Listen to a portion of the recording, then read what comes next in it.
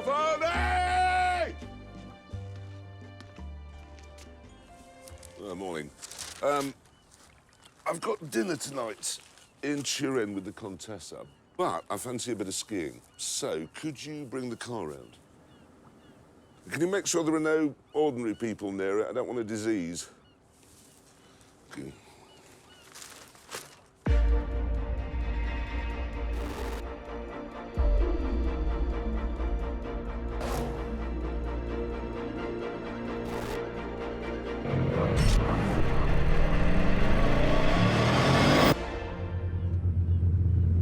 Soon, Giovanni arrived at the boat with my car.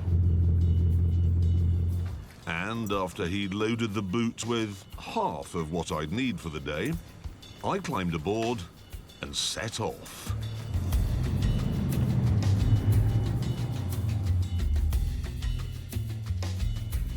Right, what all these people are looking at is Bugatti's answer to the Augusta 109 and Gulfstream G6. It's called the Chiron, and there's no other way of saying this. It's the fastest car in the world.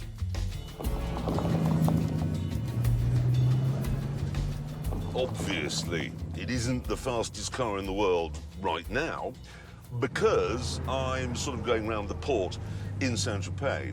But this, in fact, is the Bugatti's party piece.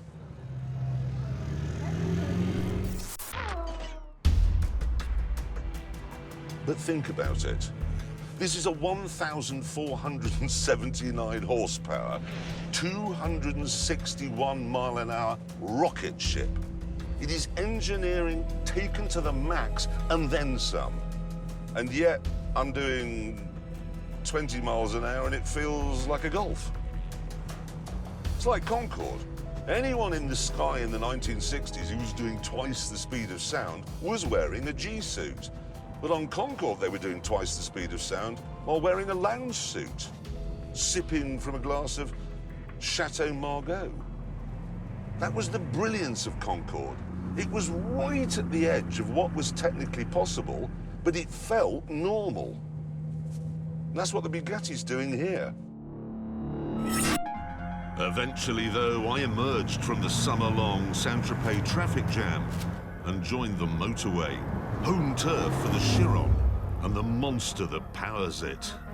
It's an 8-litre monster with 16 cylinders and enough grunt to make kilometres feel like inches.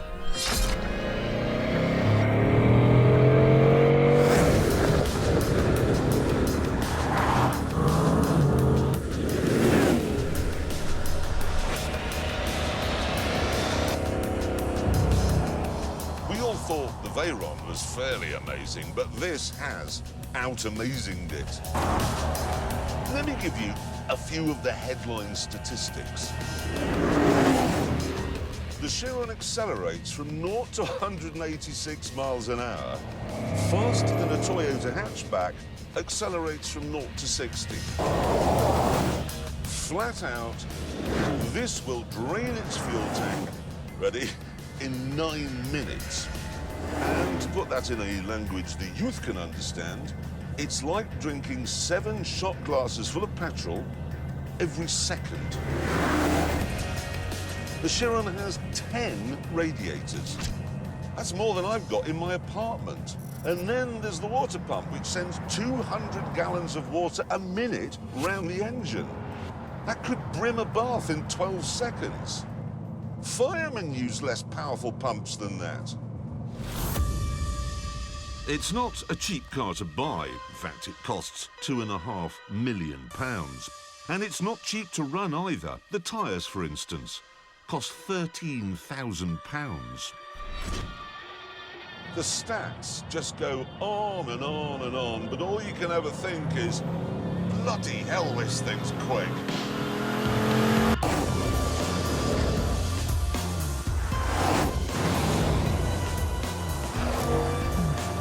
Obviously, I can't show you how fast on a motorway because the French police have completely lost their sense of humour about speeding.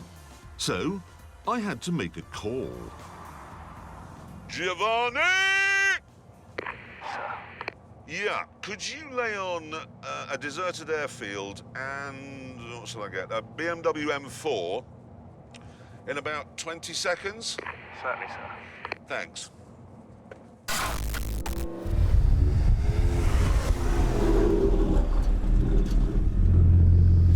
Okay, I don't really have time to do this on my busy day, but what I'm going to do is demonstrate to you the difference between a really fast car and a Bugatti Chiron.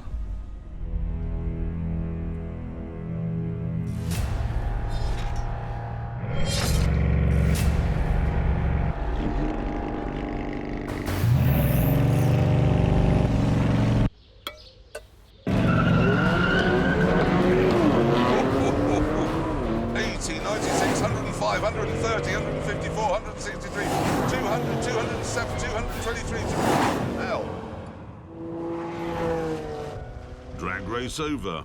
I got back on the road.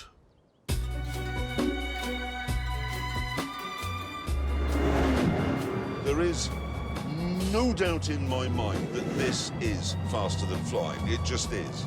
I mean, if I were to be racing Hammond today in his silly helicopter, he'd still be sitting at the heliport in Saint-Tropez saying, requesting ILS, Vector, Golf, Tango, Donkey, Norway, Shirley.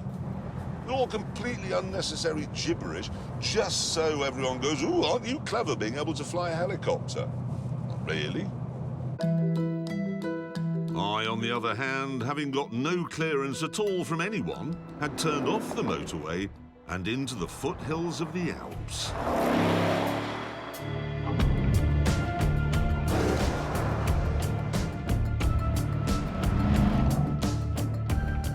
You might imagine that on roads like this, a mid-engine supercar would be divine.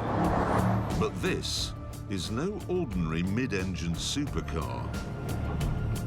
A McLaren 720 or a Ford GT, they would be brilliant here. But this, I'm going to be honest with you, it feels heavy.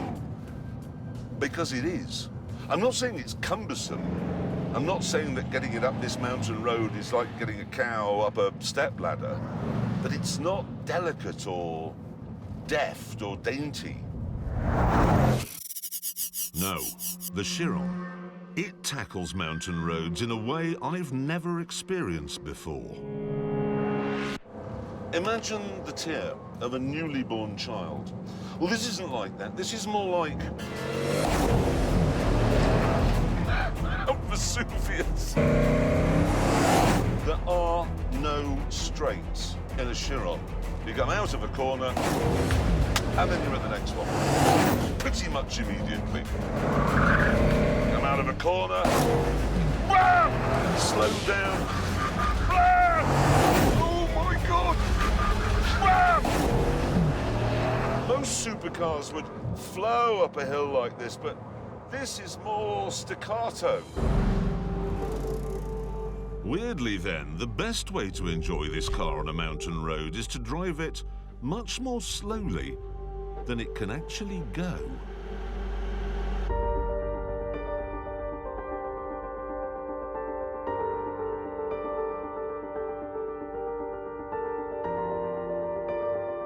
Is this a bad thing?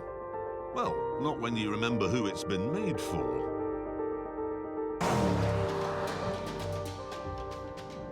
You tell a Bugatti customer that this can generate 2G in the corners, he won't care less. Tell him it's got 3K diamonds in the speakers, and he'll say, really? Only in a Russian accent. I think they've judged this to perfection.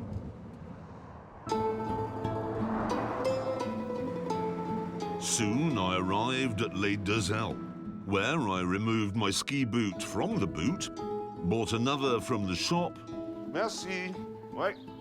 À plus tard. and went off to find a glacier.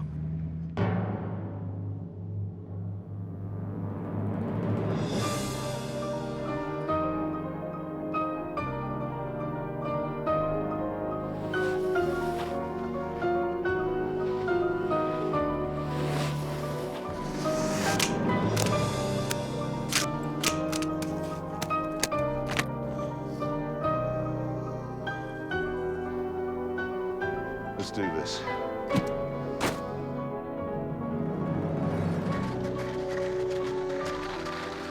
It is remarkable that in this day and age I've been able to do this.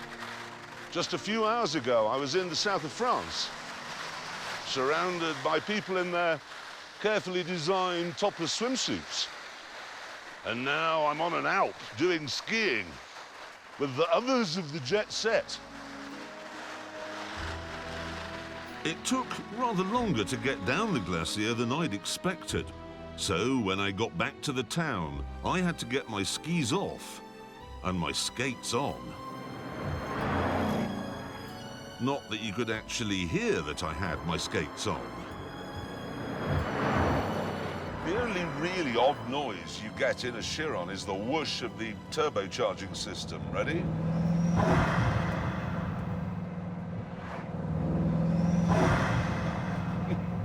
It's actually relaxing. It sounds like small wavelets breaking on a tropical beach. Here we go. What this car is just a really nice, comfortable place to sit while it gets on with the business of smashing continents. And that's exactly what it'd have to do if I were to be on time for my dinner date with the Contessa in Turin.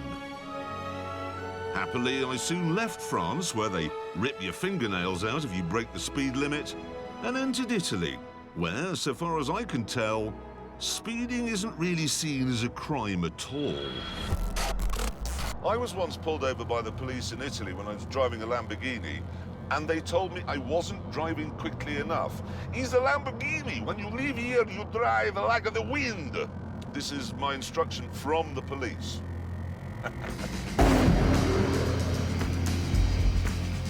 Right, it's 47 miles to Turin. I've got 45 minutes to get there, and I'm never late. I'm pathologically punctual. By taking the police advice and driving like the wind, I made it to the outskirts of Turin with 11 minutes to go. And I had to spend one of those minutes getting changed in the bogs at a motorway service station.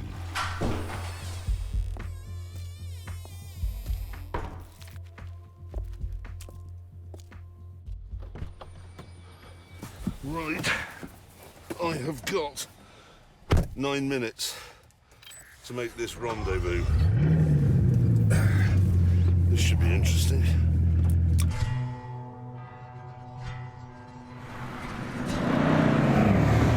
There was a film called Rendezvous, made in the 1960s, when someone tried to cross Paris in 9 minutes.